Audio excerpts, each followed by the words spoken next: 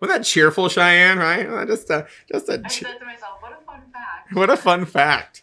Right? Not a downer at all. Yeah, a little bit of a downer. You right. Folks. No, that's true. Nice and painless. I mean, if there's a way to go, I suppose that's one of them. Here's the thing, okay? For the next 47-ish minutes, 40 minutes, however much time we have left, you about to start learning about agency, okay? And let me, some of you already know. Let me just explain something to you, okay? This section is the start of what is going to be exceptionally testable. Agency is exceptionally testable on your national test. Agency is exceptionally testable on your state test. And while there are some generally accepted concepts between all states, there is some very specific ways we do it. Now, even though you may not fully understand what I'm saying, I'm going to say this very important statement right here, right now. And I think I've said it already, but this is so important. Folks, if you know anybody in real estate, if you have friends in real estate, if you've been watching anything on the news about real estate, anything that you've heard about, do not bring that into this class. Because there is a big antitrust lawsuit that has been going on with a proposed settlement from the National Association of Realtors for months now.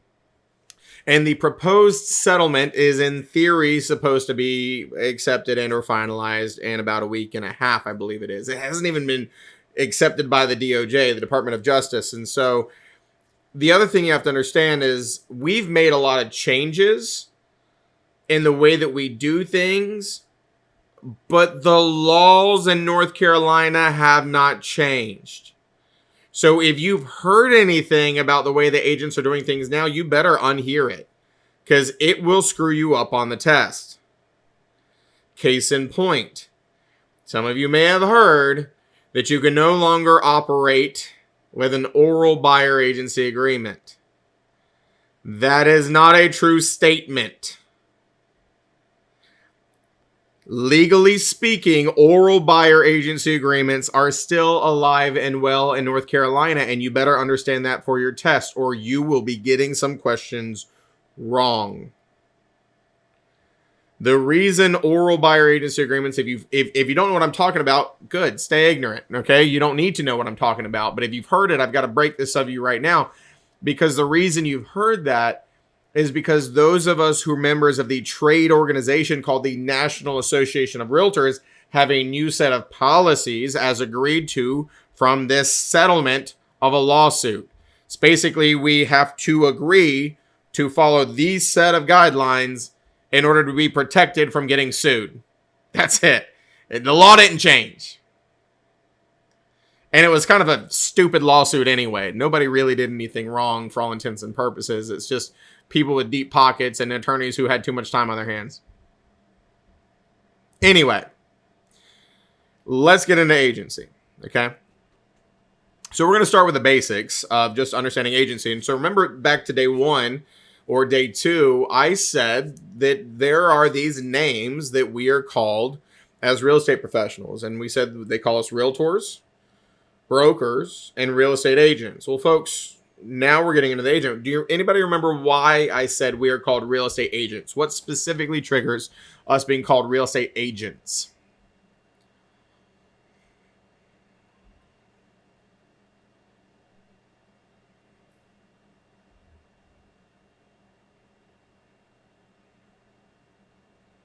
Not broker-only state. There you go. Working on behalf of another. That's what makes us agents. Well, folks, before I even explain agency, are we the only agents that exist in the world? No, what other kind of agents exist?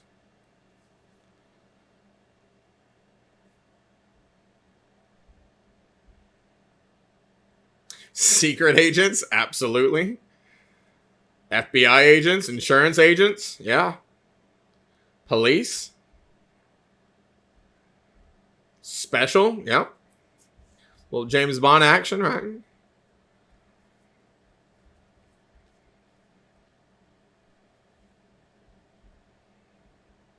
Bill, why do I got to call out somebody's height? I'm just kidding. What's a short agent?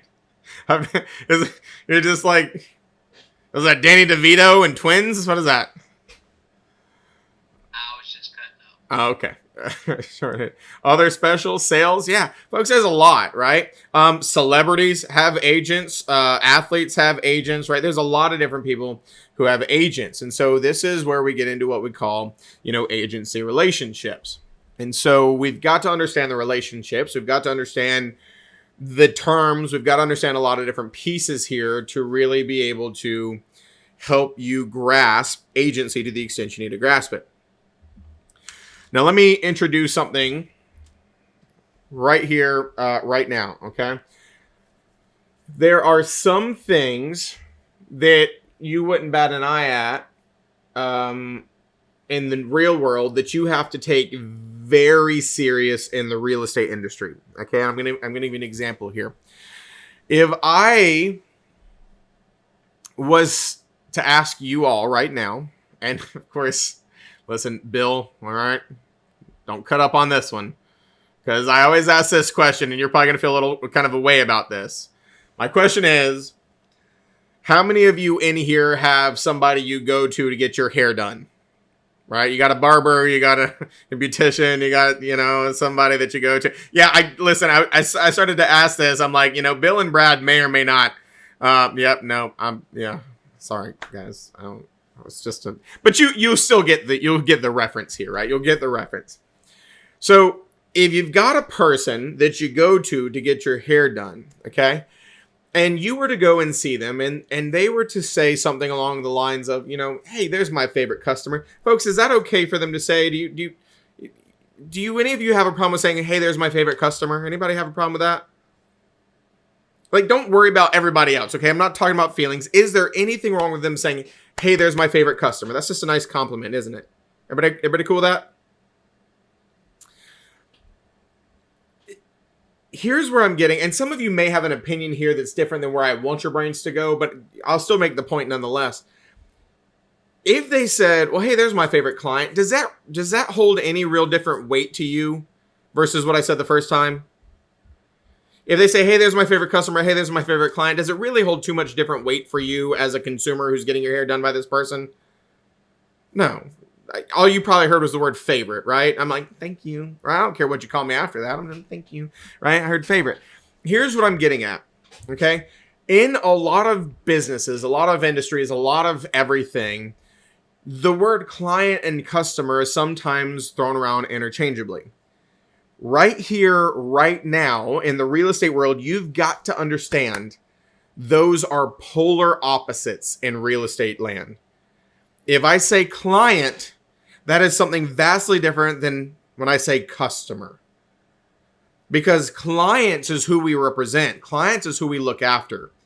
And just to really draw a line in the sand to help you understand how you have to approach every question, the customer can kick rocks. Okay, I was about to say something a little more aggressive, but I'm like, maybe I'll keep it PG for the sake of this class, right? Like, eat something and die is a kind of a saying that came to mind, but I didn't want to go that far. So the client gets everything, and the customer kicks rocks. Does everybody understand this huge divide? And to this point, that if you're looking at a test question, you see the word client, and you're looking at another test question, you see the word customer, those words almost always give away extremely important information on a test question. They are going to dictate how you're going to answer this test question, because what you would have to do for a client is going to be vastly different than what you would do for a customer. Everybody tracking with me here? So when we're talking about these agency relationships, okay, the person who hires the agent is called the client or the principal. Those words mean the same thing. If I tell you that's our principal, that's our client, we love that person, we're going to do everything for that person, that's our person. Principal or client mean the same thing. And so they hire the agent to act on their behalf and look after their best interest. in this agency relationship. And then everybody else in the world who is not our client is a customer. We don't care about them. We also call them a third party. So they are a vastly different person. Folks, can we all agree that we interact with people all day, every day in real life that are not our clients? Well, the same is true in real estate transactions. Somebody hires me to represent them and look after their best interest, but I'm still going to interact with a lot of people who are not my person. In a real estate transaction, folks, just think about it. Who do you think I may be interacting with in a real estate transaction every single day that's not my client?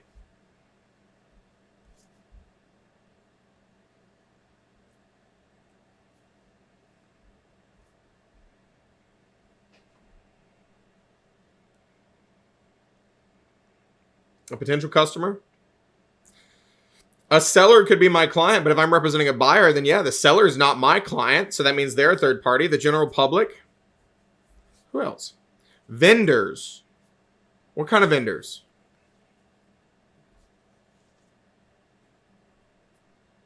Appraisers. Attorneys.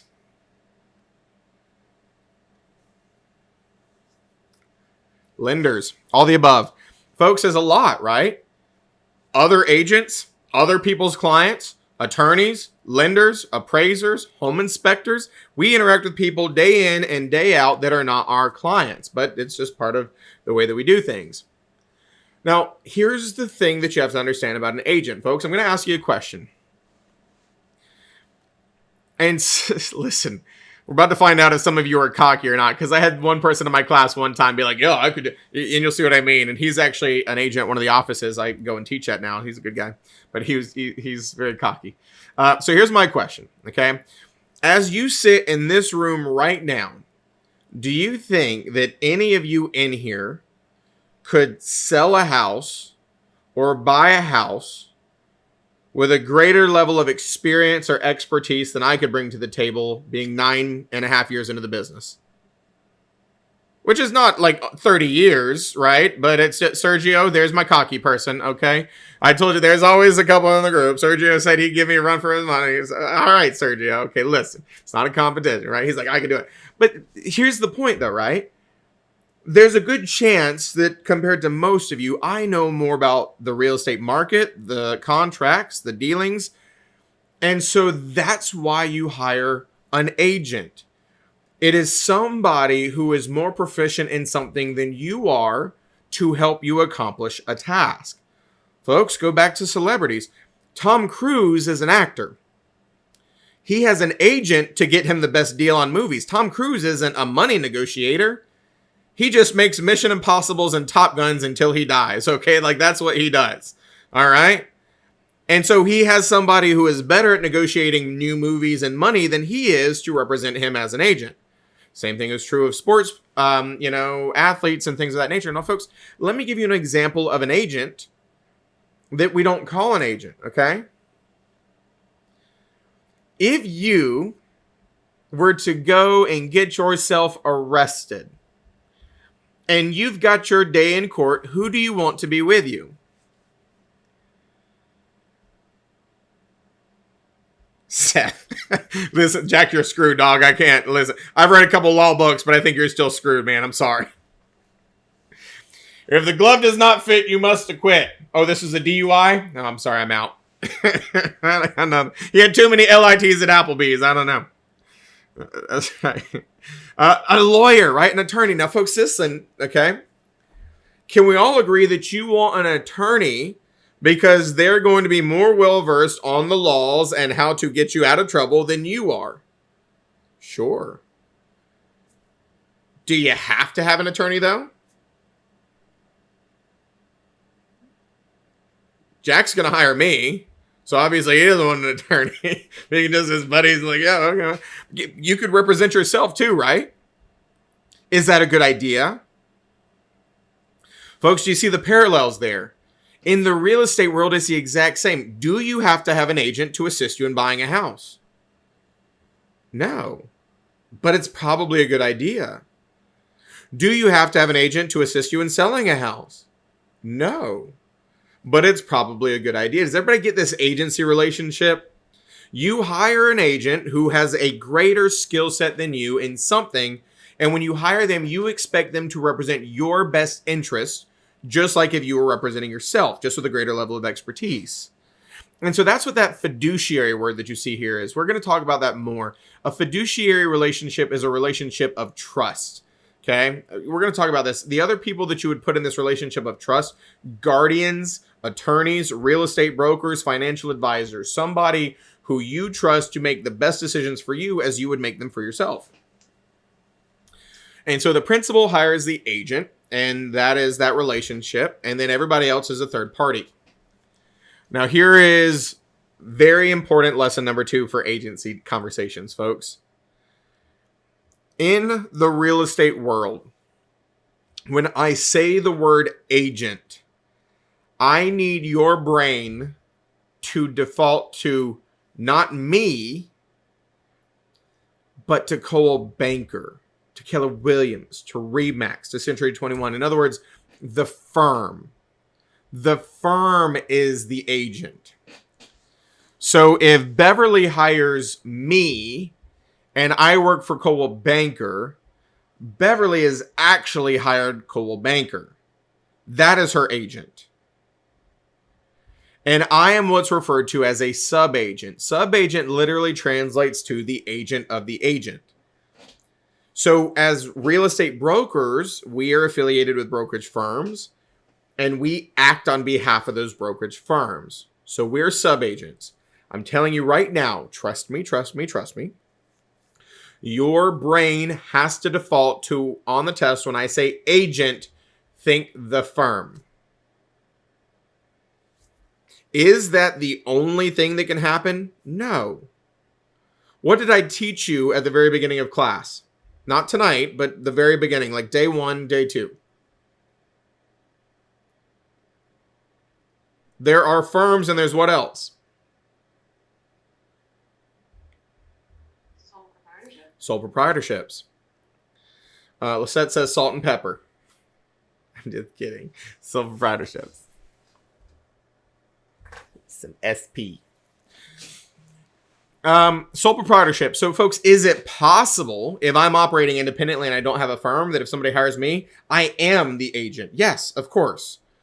But for the default of answering questions, you need to think the firm more than anything. We would have to tell you additional information if it was a sole proprietor, right? You hired a sole proprietor, there is no firm, there is no whatever.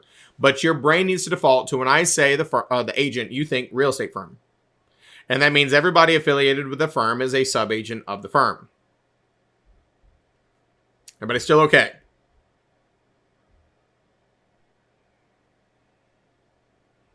Somebody saying yes. Some of you are not sure yet. To be determined. I get it. So, agency is this relationship that we're talking about. The relationship that exists when one person is given the authority to act on behalf of another. That is that generalized relationship. And that's what we're talking about right now. Agency relationships and brokerage. The principal or the client is the person the agent is working for. In other words, they are the ones who hired the agent to act on their behalf and gave him this authority. And then the agent is the individual person representing them. Now, I told you, agent, think firm. And the individual brokers are affiliated with the firm, which makes us sub-agents of the firm. And once again, sub-agent is just the agent of the agent.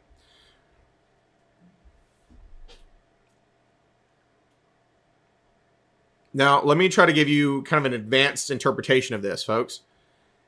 If Donna hired me and I worked for Coldwell Banker, who did Donna actually hire?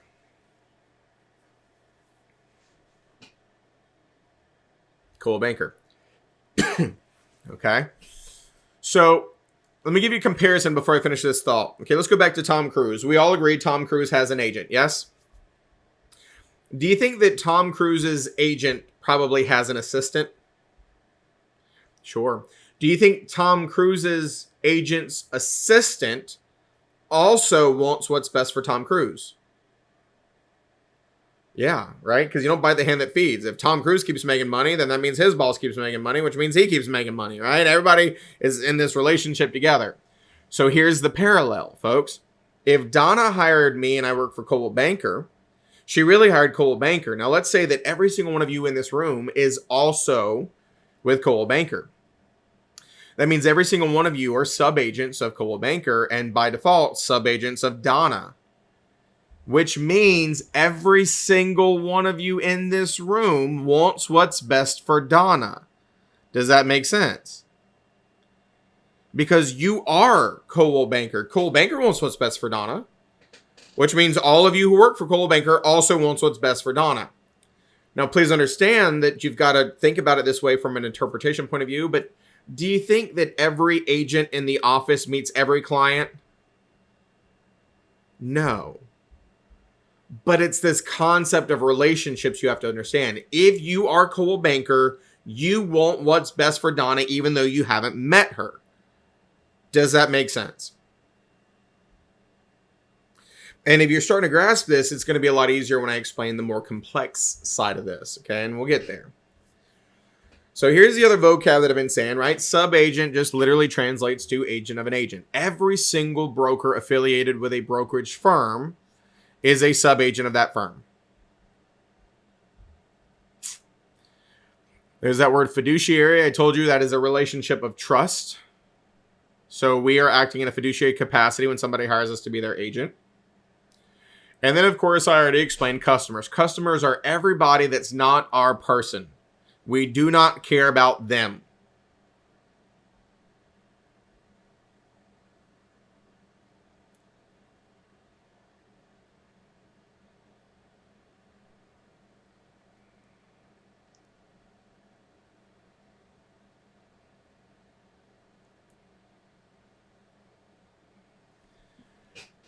So let me introduce what is arguably an interesting thing to discuss because of the things I kind of alluded to with the NAR jazz. What you got, Brooks? Good question. Are we changing the second half of the definition of fiduciary for the purposes of this class? Say that one more time. So the definition you have on the screen right now for fiduciary is actually only half. Are we changing the other half to not include what's best for the customer and not ourselves?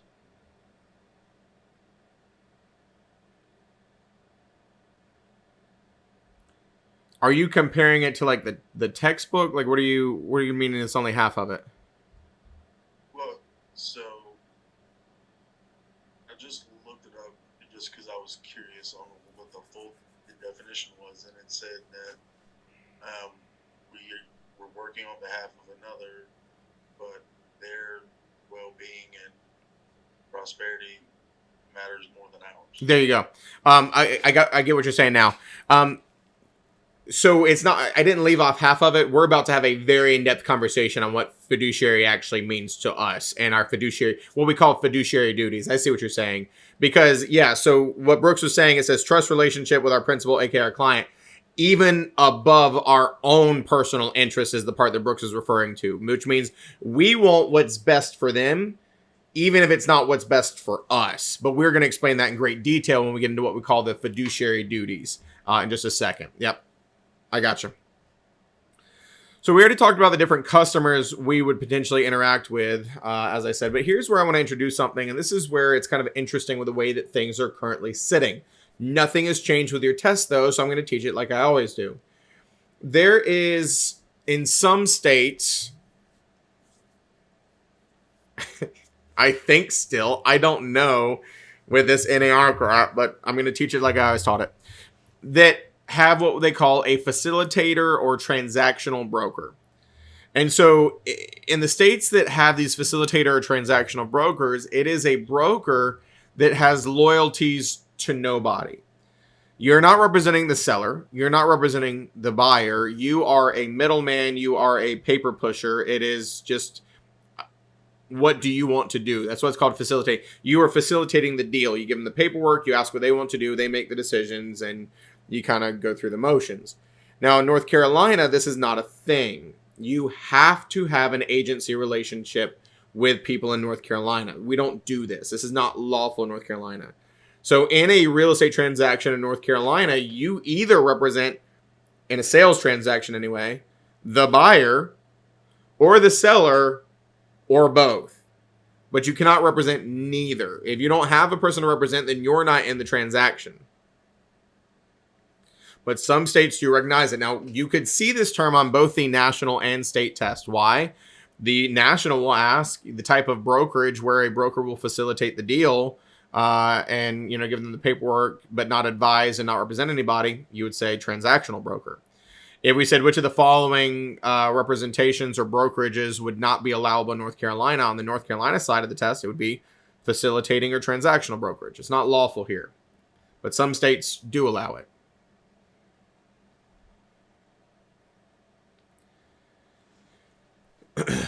So here is the definition that Brooks was just getting into, right?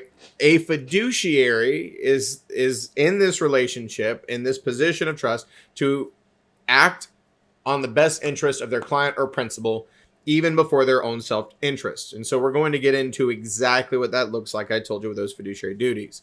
But it's pretty powerful, right? We've got a lot of obligations. Now, are there some shady real estate agents out there? Yes, but that's not supposed to be how this works. We are supposed to operate with integrity and looking out for the best interest, which is why I also said on day one, I think to one of you, maybe it was Brad, I said, this isn't sales, right? Like, we're in the business of people. We are not trying to force you to buy a house. We're trying to help you find the right house, right? We're more matchmakers than salespeople because we should be looking after your best interest above our own. And I'm going to give you a lot of different insights there. So before we go any further, let's talk about what I like to call your tiers of authority in this agency relationship, okay? There's two different ways to think of it. Tiers of authority or power levels. To what extent can you do something on behalf of your client or principal? Well, folks, do you think that when somebody hires me to assist them in buying a house, that they're going to just give me a blank check and free reign to just make them buy whatever house I think they should buy? No, that doesn't sound like a level of power I need, does it? Right? To make the decisions for them? No. So there's different levels of agents. And of course, I'm not talking in the real estate world. I'm talking about in general, because we've already established there is a lot of different types of agents in the world. And so right now we're still just talking about agency. So when we're talking about to what extent you have this authority on behalf of your principal or client, let's start with the highest level of power. Okay, it's called a universal agent. Folks, here's how you think about it. How big is the universe?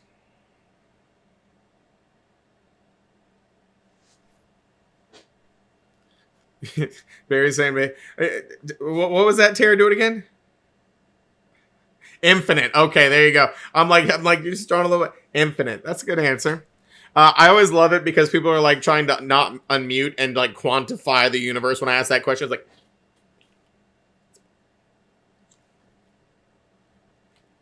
or like Terra is infinite or whatever. Yeah, the universe is pretty infinite, okay? It is the biggest thing that we could even possibly comprehend. And I don't even think we can fully comprehend it. The reason why I'm making that parallel is because a universal agent's powers are also big. They're borderline infinite. So if somebody has been given a tier of authority to act as a universal agent, they can do everything and anything on behalf of a person. They can spend their money. They can open bank accounts in their name. They can close bank accounts in their name. They can open businesses in their name. They can pull the plug on them. They can do everything on behalf of a person without having to go and ask them. Folks, does that sound like a level of authority that we need in a real estate brokerage relationship? No. So Jack said like a power of attorney. Kind of. But here's the clarification. There are over 22 different levels of a power of attorney. So this would be very specifically what's called an unlimited power of attorney. It's a very specific one, right? Because you could give somebody just financial, just real estate, just medical. So it would be an unlimited power of attorney. And so this is very common in military spouses. If a spouse is going to be overseas deployed for years at a time or 6 months at a time, it is very common that the spouse would have a universal or be a universal agent or have an unlimited power of attorney, because they have to be able to make real estate decisions and financial decisions and medical decisions without consulting that person, because they're not around to sign. There you go. And so another example would be somebody who has medical issues, right? Being granted this on behalf of somebody as a guardian for dementia or Alzheimer's or something like that. So universal agent has unlimited powers. They can do everything and anything on behalf of a person. Let's take a step down from there, and you've got what's called a general agent. A general agent is one that has some authorities to bind their client to some specific things, but yet again, not everything. So it'd be very clearly outlined in the relationship what you can bind them to without having to go back and ask them. One of the most common examples I can give you is in real estate, and it's a property management relationship. Well, folks, what is, and this is just going to start training your brains for understanding relationships. What is a property management relationship?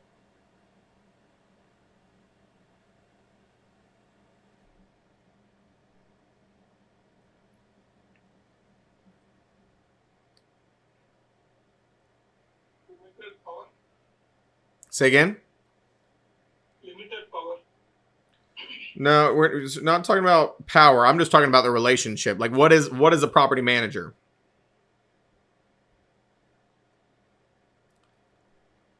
Brad says to the landlord. Yeah, let's run off of that. Folks, property management relationships, right? If you own a home and you want to have it as an investment, you don't want to manage it yourself, you would hire a property manager to manage it on behalf of you. Okay, so now that we kind of understand that relationship there, what's typically outlined in the property management agreement is what the property manager can and can't do without consulting the owner. And so very commonly, they are given permission to sign leases on behalf of the owner, as long as they're within certain criteria. They can order repairs on behalf of the owner, as long as they don't exceed a certain amount. But folks, do you think that a property manager would have the authority to sell that property without consulting the owner? No. Do you think a property manager would have the power to reinvest the profits of that property owner without consulting the owner? No. Do you see how general agency works? You have been given very specific authorities to bind them to certain things without having to go back and ask them, but not everything. It's not full power. It's just you can bind them to very specific things. Well, folks, let me give you another prime example of this.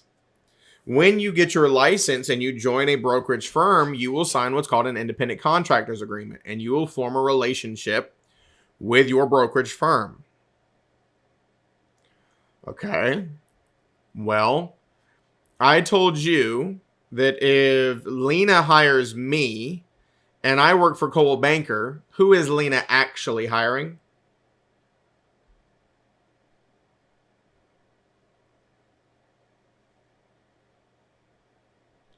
Coldwell Banker.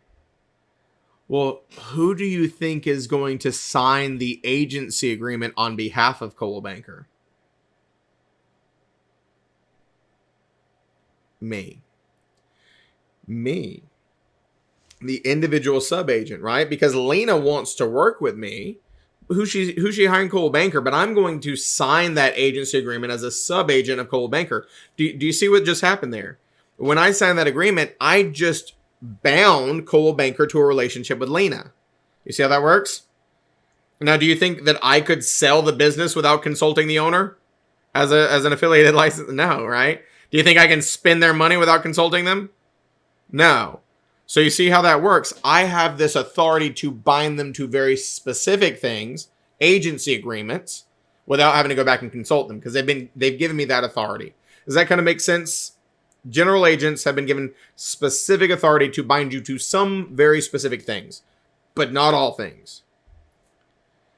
And then there's one step down, which is a special agent. Now, some of you mentioned special agents when I was talking about agents. Folks, special sounds cool when like James Bond says it, or like if you ever watched NCIS, that was a big show, right? Very special agent Anthony DeNozo, right? He thought very highly of himself, very special. It sounds cool, but in the real estate world, special agent is the lowest end of the totem pole. You cannot bind anybody to anything in a special agent authority. The best way to think about it is you are an advisor. I'm going to give you advice. You tell me what you want to do. And so this is what happens in sales relationships, folks. Let's go back to where I started this comparison. If you were to hire me as your agent and as a buyer, do you want to give me a blank check to make you buy any house without consulting you? Probably not. If you hired me to help you sell your house, do you want me to have the authority to accept any offer that I think you should take without consulting you? Let's say no. And so at the end of the day, right, if you're working with buyers and sellers, you're a special agent. I'm going to tell you my advice. I'm going to tell you what I think should happen. Who makes the decisions? The buyer and the seller. Special agents cannot bind you to anything. We are advisors only. You make the decision. I say, here's why I think you should take this, or here's why I think you shouldn't. You decide if you want to sign it or not. Everybody with me?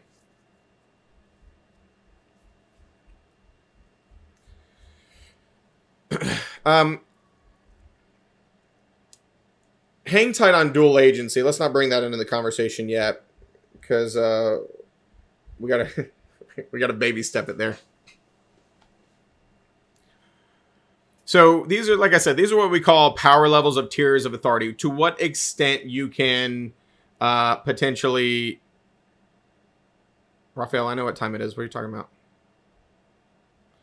You're just trying to tell me to stop teaching so y'all can just chit-chat with me? Is that what you're going for, Raphael? Is that what you're... No. Not to bring anything more complicated, I might extend it until like midnight or something. Oh, no.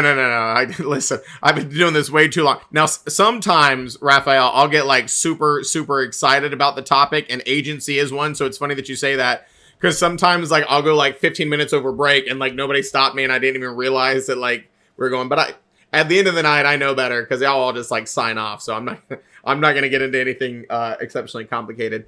Let me give you one last thought here before I let you chit chat with me, and this is where we'll pick up, folks. You have got to start training your brain to look at things a very specific way. And I'm just going to give you an example. And this is honest to God stuff, folks, because I mean, I see every test that every student takes through my school, and I see where students make the silliest mistakes. And so without teaching you anything about this list, I'm going to ask you just a few questions to set up for tomorrow. Number one, if I say a listing agreement, and I said, well, who do you think the parties to a listing agreement are? What would you tell me?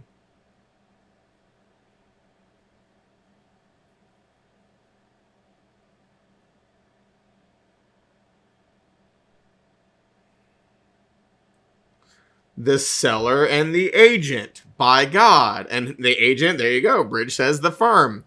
The seller and the agent, which is the firm. Without me teaching you anything, you comprehended that. So conversely, if I said, who do you think the parties are to a buyer agency agreement are?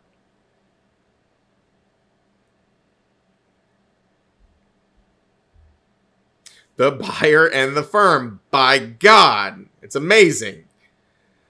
Folks, let me ask you a question. I'm going to tell you why I'm asking you this question, okay?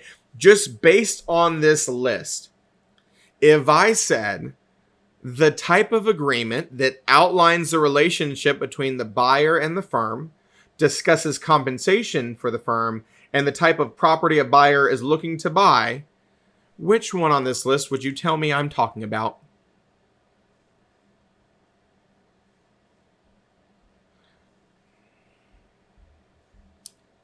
I love the abbreviations. Tara says, bah. There's no sheep here, Tara. Yeah, the buyer agency agreement. Folks, the buyer agency agreement. I want you to understand something right here, right now. If you just comprehended that the answer was buyer agency agreement, you are leaps and bounds above some of the other people who take this class. And I'm not joking, and here's why. I have had students come through this class, and I've taught this to such a finite degree, and that question that I just asked you is a test question. I cannot tell you how often students pick listing agreement, even though it says buyer in the question.